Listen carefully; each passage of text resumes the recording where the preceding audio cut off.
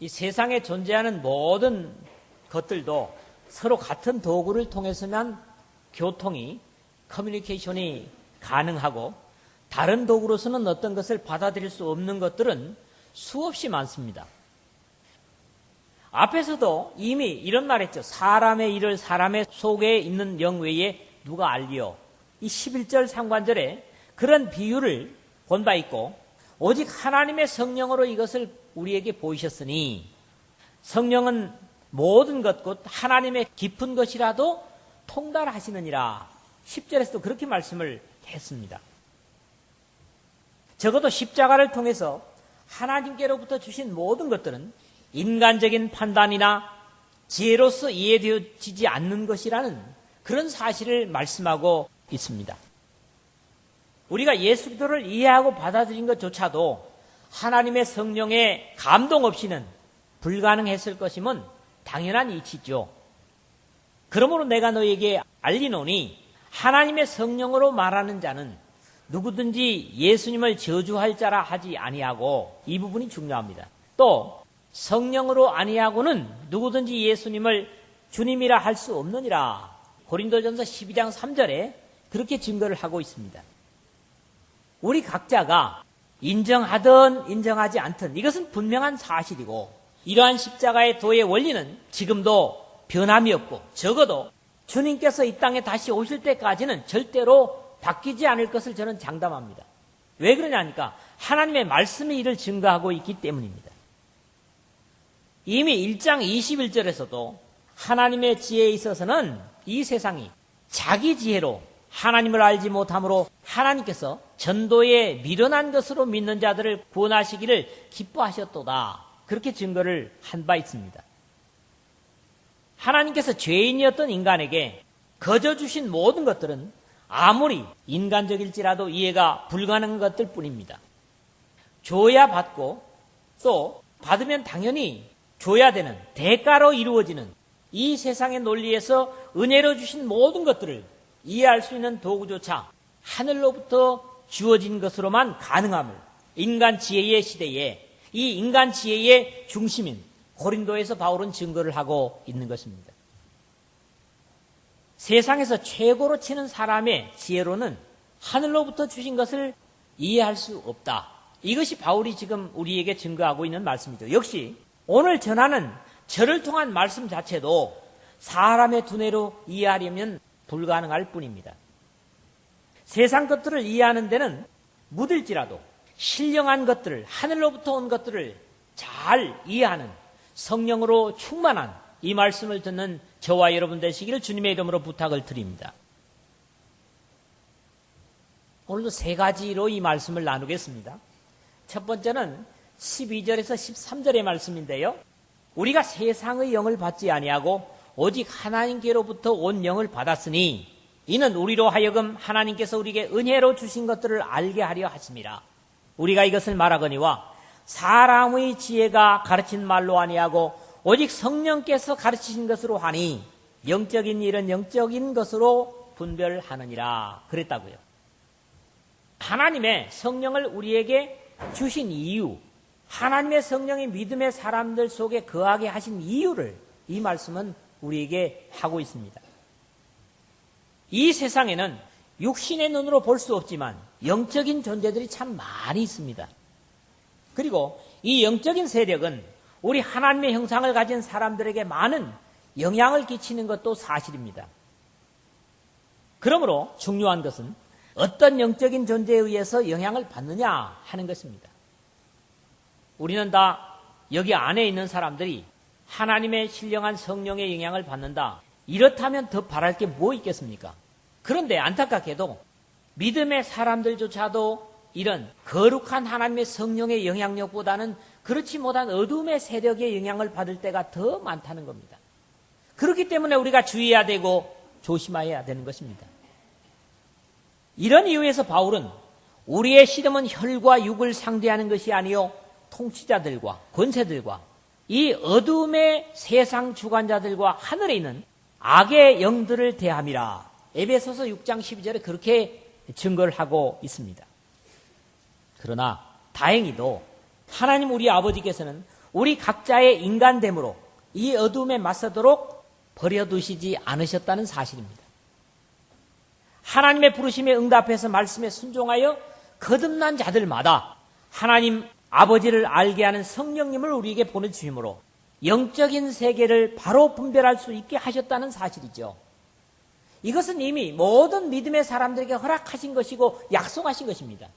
그러므로 믿음으로 순종하고 확신하기만 한다면 이 하나님의 약속은 믿음의 사람들은 누구나 오늘날 풍성히 누릴 수 있는 그런 지혜의 도구인 것이죠.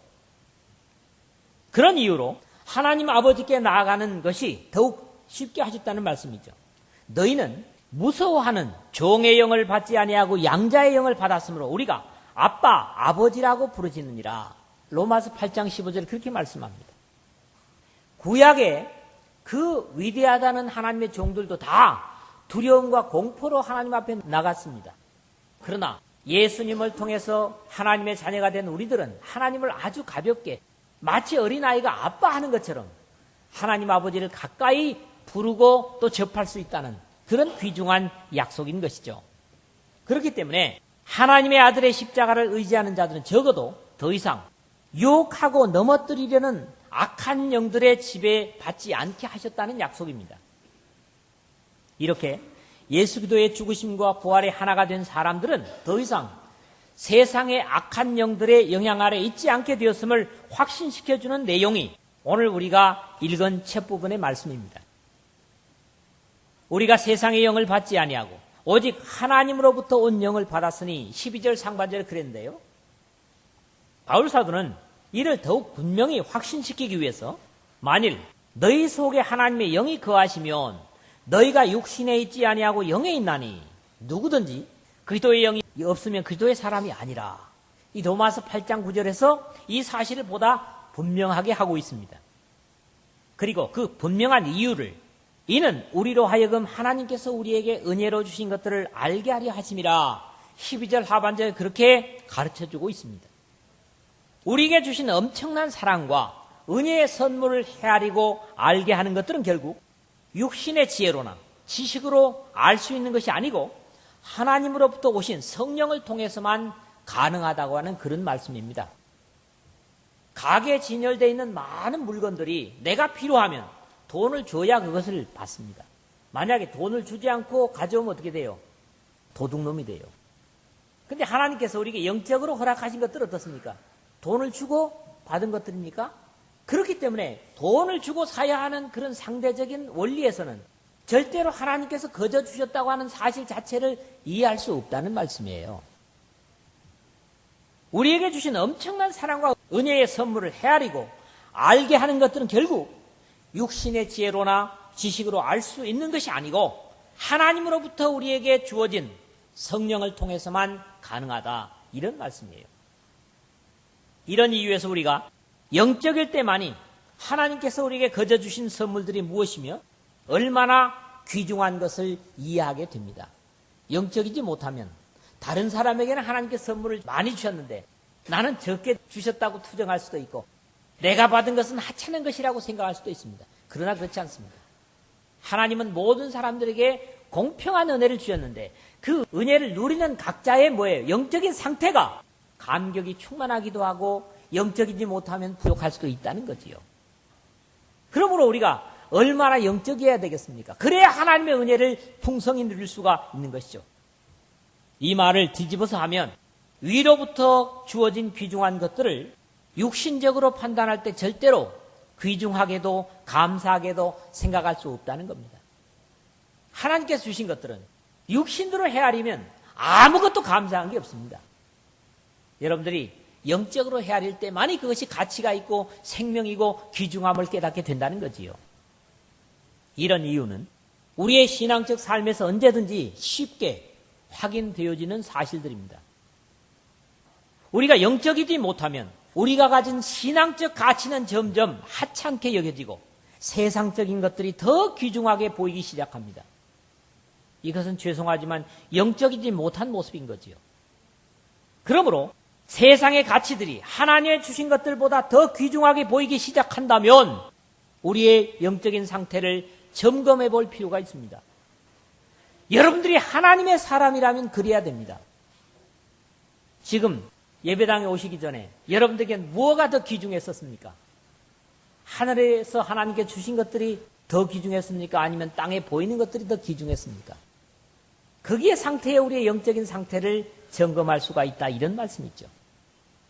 그러므로 세상의 가치들이 하나님의 주신 것들보다 더 귀중하게 보이기 시작한다면 반드시 자신의 영적인 상태를 점검해야 한다고 하는 것입니다.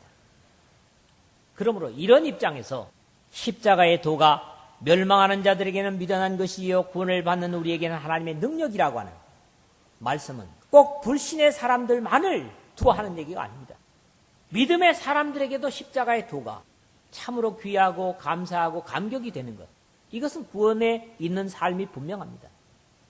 그러나 그렇지 못하다면 우리가 신앙생활 한다고 할지라도 역시 불신의 기준 속에 있다고 하는 것을 생각해야 합니다. 이런 기준으로 믿는 우리에게도 그대로 적용을 하게 되는 것이죠. 우리가 잘 부르지 않은 찬송입니다마는 357장의 찬송에 보면 후렴 부분에 이런 말이 있어요. 믿음이 이기네, 믿음이 이기네. 주 예수를 믿음이 온 세상 이기네. 그렇습니다. 믿음이 이긴다고 하는 건 뭡니까? 우리의 육신으로 보는 것들을 초월해서 우리 영적으로 지배되는 하나님의 성령에 의해서 이 세상의 모든 것들을 초월하고 넘어선다고 하는 그런 확신으로서 우리에게 주신 은혜를 헤아리는 그런 찬양이라고 믿습니다. 하나님께서 믿음의 사람들에게 성령을 선물로 주신 것이 더욱 분명해지고 있습니다. 하나님께서 우리에게 은혜로 주신 것들을 알게 하려 하십니다. 하나님께서 우리에게 성령을 주신 것은 은혜로 주신 것들을 헤아릴 수 있게 하기 위해서 주셨다는 거예요. 그런데 성령의 주심도 역시 이러한 이치를 벗어나게 된다면 그 성령은 잘못 이해되고 잘못 사용될 수도 있다고 하는 것을 우리가 이해하게 되는 것입니다. 믿음에 관한 한은 어떤 것이든지 사람의 지혜, 즉 세상의 지혜로는 이해될 수 없는 것이 사실입니다. 또 그렇기 때문에 이것은 어쩌면 각자에게 공평한 것이고요. 만약 그렇지 않다고 생각을 해보십시오. 세상에 공부를 많이 한 사람들이 영적인 신령한 것들을 더 깊이 이해한다면 하나님은 불공평한 거죠. 그렇지 않습니까? 그런데 이걸 세상의 지혜로 이해하게 하지 않으셨다는 겁니다. 이것은 다른 이유가 있는 것이 아니라 하나님께서 그렇게 하셨기 때문입니다. 영생에 관한 한은 사람의 지식이나 학문으로 알 수 없게 하셨는데 그것은 아담 이후에 모든 사람이 본질상 하나님과 교통할 수 없는 죄의 존재가 되어버렸기 때문입니다. 그런 이유에서 우리가 이것을 말하거니와 사람의 지혜가 가르친 말로 아니하고 라는 선언을 하고 있는 것입니다. 여기서 이것을 말하거니와 라는 말은 바로 신령한 것, 영원한 것, 하늘에 속한 것을 말하는 것이죠. 그러나 전혀 다른 방법이 없는 것은 아닙니다. 바로 연이어 해결책을 제시하고 있는데 오직 성령께서 가르친 것으로 하니, 성령께서 지도하신 것으로 하니 영적인 일은 영적인 것으로 분별하느니라. 적어도 교회에 일어나는 모든 일들과 교회가 해야 되는 일들과 신앙의 사람의 삶의 일은 영적으로만 이해되어야 됩니다. 그런데 교회 일조차도 육신적으로 세상의 기준으로 이해하려고 하니까 문제가 생기는 거예요. 이건 그런 기관이 아니거든요. 그렇지 않습니까? 오늘날 많은 사람들이 신앙에 속한 교훈들을 자신의 머리에 지혜로 이해하려고 덤벼드는 일들이 문제입니다. 분명한 것은 하늘에서 주신 모든 것들은 하늘의 지혜이신 성령을 통해서만 이해할 수 있게 하셨다는 사실입니다. 기록된 바 하나님이 자기를 사랑하는 자들을 위하여 예비하신 모든 것은 눈으로 보지 못하고 귀로 듣지 못하고 사람의 마음으로도 생각하지도 못하였다 함과 같으니라. 우리가 이미 상고했던 9절의 말씀이에요. 자기를 사랑하는 자들을 위하여 예비하신 모든 것들입니다. 하나님께 그러므로 사랑받는 자들을 위해서 예비하신 모든 것들은 눈으로 볼 수도 없고 귀로 듣지 못하고 마음으로 헤아릴 수 없다. 앞에서도 이미 말씀을 드렸습니다.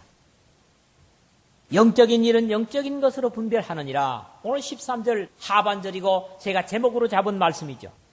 오늘도 영적인 일을 한다고 하면서 세상적인 기준으로 생각하고 판단한다면 절대로 주님께서 기뻐하시는 일들을 할 수 없을 것입니다. 세상적인 사람은 영적인 일들을 바로 감당치 못하기 때문에 교회 일은 영적인 사람을 찾아야만 하는 것입니다.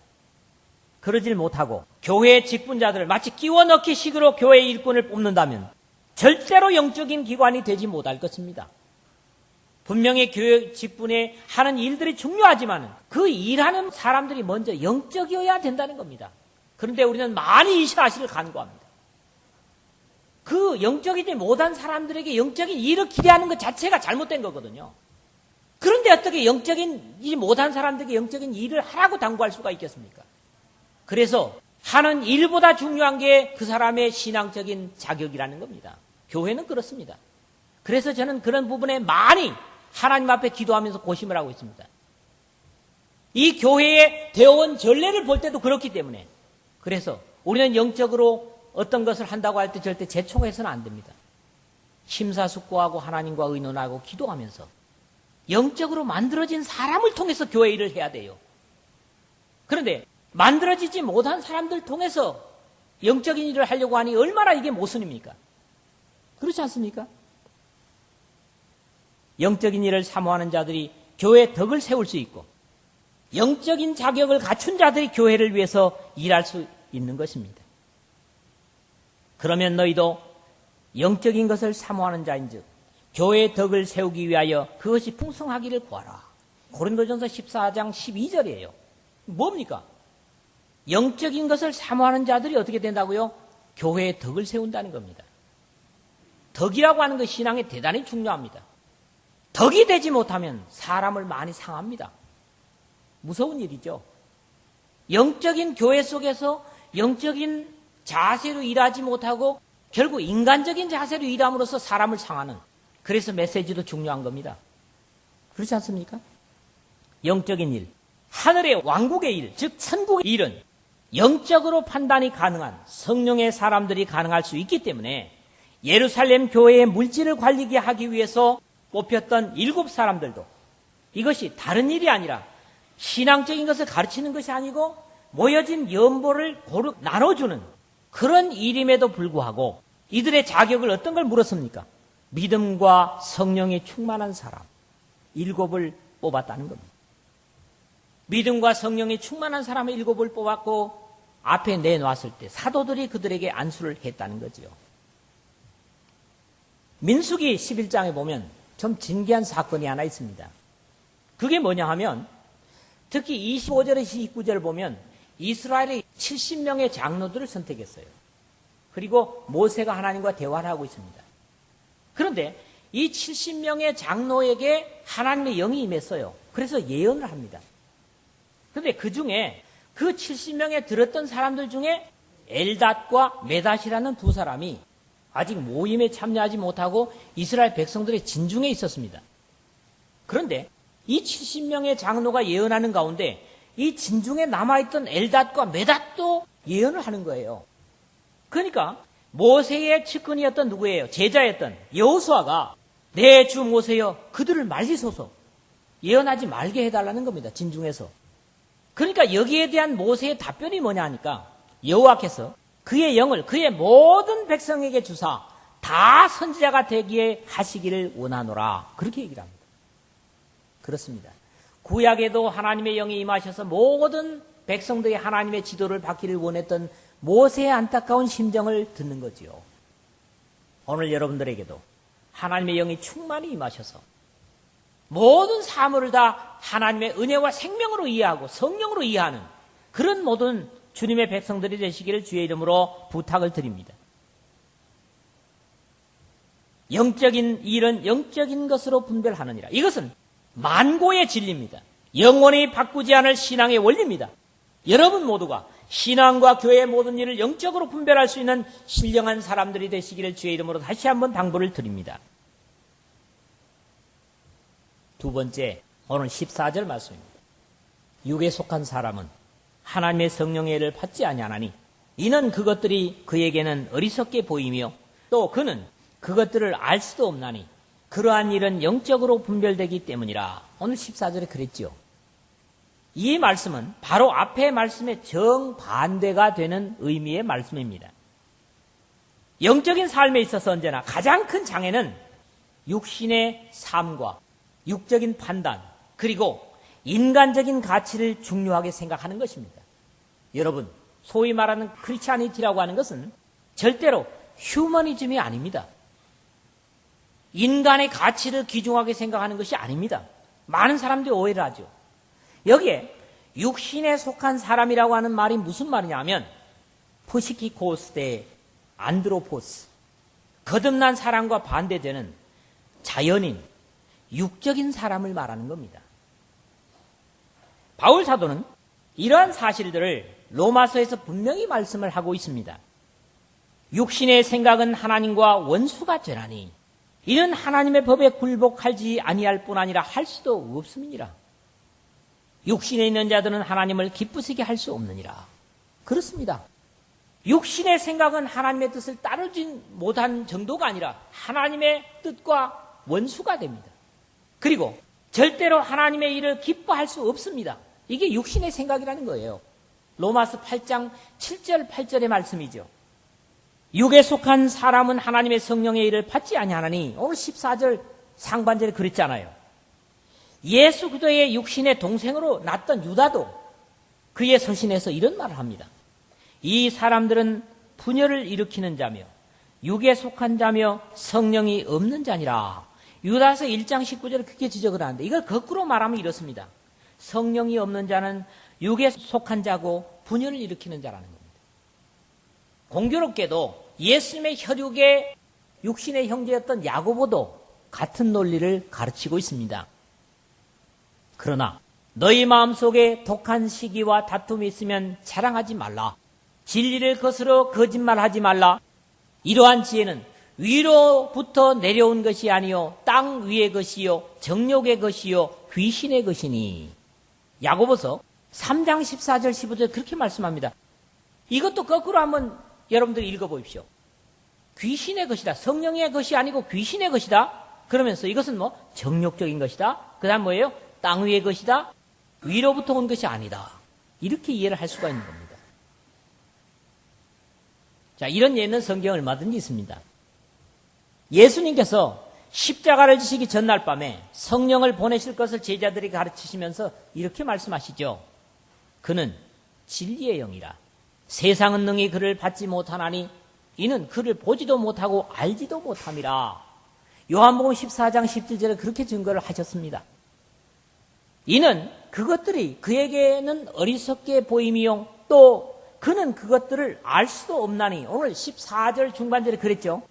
육신으로 보는 사람들에게 영적인 일은 언제나 어리석게 보이기 마련입니다. 그러므로 영적인 사람들이 조심해야 되는 거지요. 성도들이 조심해야 되는 겁니다. 사도 중에 으뜸이었던 베드로는 예수님께서 자기가 예루살렘에 올라가 장로들과 대제사장들과 서기관들에게 많은 고난을 받고 죽임을 당하고 제3일에 살아나야 할 것을 제자들에게 비로소 나타내시니. 마태복음 16장 21절입니다.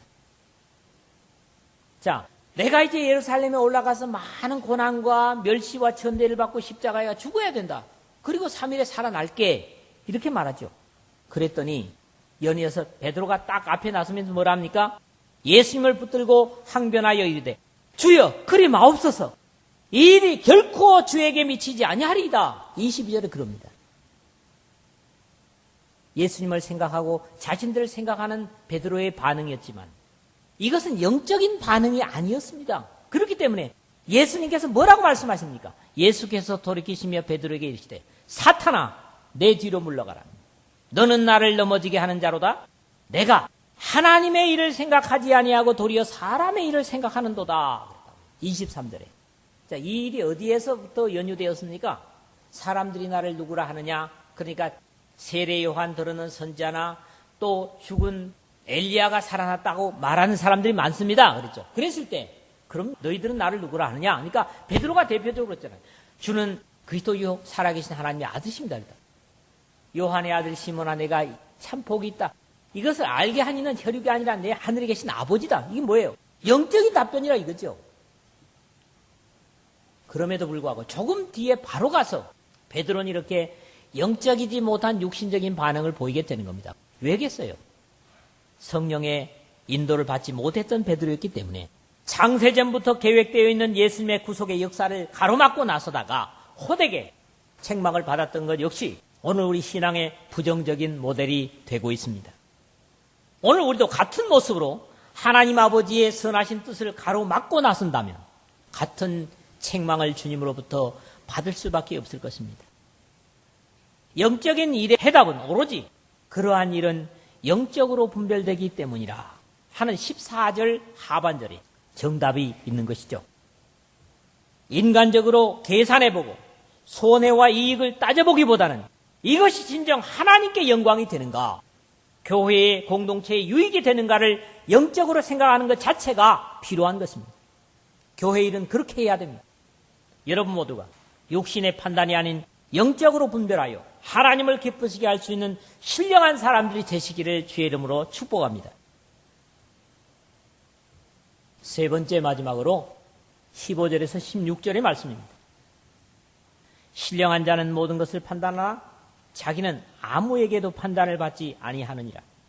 누가 주의 마음을 알아서 주를 가르치겠느냐? 그러나 우리가 그리스도의 마음을 가졌느니라. 그리스도의 마음을 가지는 것은 영적인 사람으로 사는 것입니다. 성령으로 더불어 사는 것입니다. 그것이 그리스도의 마음을 가진 사람들입니다.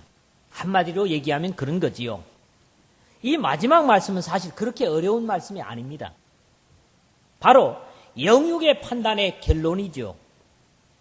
이 말씀은 누가 여호와의 영을 지도하였으며 그의 모사가 되어 그를 가르쳤으랴 하는 이사야서 40장 13절의 말씀을 인용한 것이고, 이것을 가장 구체적으로 응용해서 인용한 사람이 바로 바울이죠.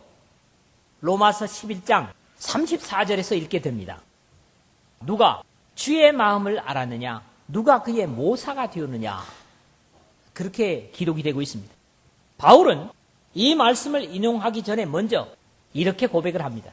깊도다 하나님의 지혜와 지식의 풍성함이여 그의 판단은 헤아리지 못할 것이며 그의 길은 찾지 못할 것이로다. 로마서 11장 33절에 그렇게 감탄한 바 있습니다. 역사상 가장 신령한 자가 누굽니까? 이 역사 속에 가장 신령한 자가 누굽니까? 바로 주님이셨습니다. 역사상 가장 신령한 자이셨던 주님은 어떤 상황에서도 혼란을 겪지 않으셨고 모든 것을 진리대로 판단하셨음을 우리는 읽을 수 있습니다. 종교 지도자들인 제사장들이 협박을 해도 율법에 정통하다고 하는 서기관들과 바리새인들이 죽이려고 해도 흔들림이 없으셨고, 비록 당시 절대 권력을 가진 왕들 앞에서도 결코 혼란치 않으셨던 이유는 바로 신령한 자는 모든 것을 판단하나 자기는 아무에게도 판단을 받지 아니하느니라는 오늘 본문 15절의 원리에서 그러셨던 것입니다. 그리고 그리스도의 성령으로 움직이고 그러므로 그리스도의 마음을 가지고 살았던 바울 역시 다르지 않았습니다. 오늘 같은 신앙적 원리를 가지고 산다면 우리 역시 다르지 않을 것입니다. 바울은 누구며 주님은 누굽니까? 일찍이 지혜의 성령에 붙잡혔던 솔로몬도 악인은 정의를 깨닫지 못하나 여호와를 찾는 자는 모든 것을 깨닫는다. 하나님을 찾는 자는 모든 것을 깨닫는다는 거지요. 잠언서 28장 5절에 그렇게 선언하고 있습니다. 그러나 우리가 그리스도의 마음을 가졌느니라는 16절 하반절의 말씀은 다른 표현이 아니라 성령의 지도를 받고 따르는 사람의 고백입니다. 여러분들도 모두가 이런 고백을 드릴 수 있기를 바랍니다. 바울 사도는 이러한 표현을 빌립보 교우들에게도 쓴 것을 읽을 수가 있습니다. 내가 예수 그리스도의 심장으로 너희 무리를 얼마나 사모하는지 하나님이 내 증인이시니라. 예수 그리스도의 심장을 가지고 너희를 사랑한다. 그리고 그것이 바로 하나님이 거기에 대한 증인이라는 거예요. 그게 뭐겠습니까? 이런 원리로 말씀을 하고 있는 것이고요. 데살로니가 교우들 향해서도 예수 기도와 같이 고백함을 들을 수 있습니다. 우리가 이같이 너희를 사모하여 하나님의 복음으로만 아니라 우리 목숨까지 너희에게 주기를 즐겨함은 너희가 우리의 사랑하는 자 됨이니라. 데살로니가전서 2장 8절에 그렇게 말씀합니다. 예수님께서 우리를 위해서 목숨을 주신 것처럼 나도 주님처럼 너희를 위해서 목숨까지도 줄 수 있다. 이런 고백을 우리가 듣는 것은 바로 그리스도의 같은 마음과 심정을 가지고 고백하는 내용이라고 확신하는 것이죠. 성령으로 생각하고 살고 죽을 수 있다면 바로 예수도의 마음을 가진 것과 다를 것이 없이 하나님을 경외하고 주님께 속한 사람들을 위하여 희생하는 것이 가능하고 당연함을 바울은 이렇게 표현하고 있는 것입니다. 결론의 말씀을 맺겠습니다. 오늘의 말씀의 결론은 한마디로 성령에 의해서 사는 삶을 증거하고 있는 것입니다. 자기 육신의 생각이 아니라 하나님께서 우리에게 은혜로 주신 성령에 의해서 성령에 붙잡혀서 성령의 인도에 따라서 모든 것을 판단하고 생각하고 살고 움직이는 그것을 말씀하는 거죠. 성령으로 통하여 우리에게 거저 주신 은혜의 선물들을 헤아릴 수 있게 하고 육신적으로는 이해할 수 없는 하나님의 뜻이나 명령조차도 기쁘게 감당하여 그리스도의 심장으로 세상을 보고 그리스도의 심장으로 교회를 보고 그리스도의 심장으로 영혼을 보는 거룩한 삶을 오늘 이 말씀을 듣고 여러분 모두가 감당하시기를 주의 이름으로 축원을 드립니다.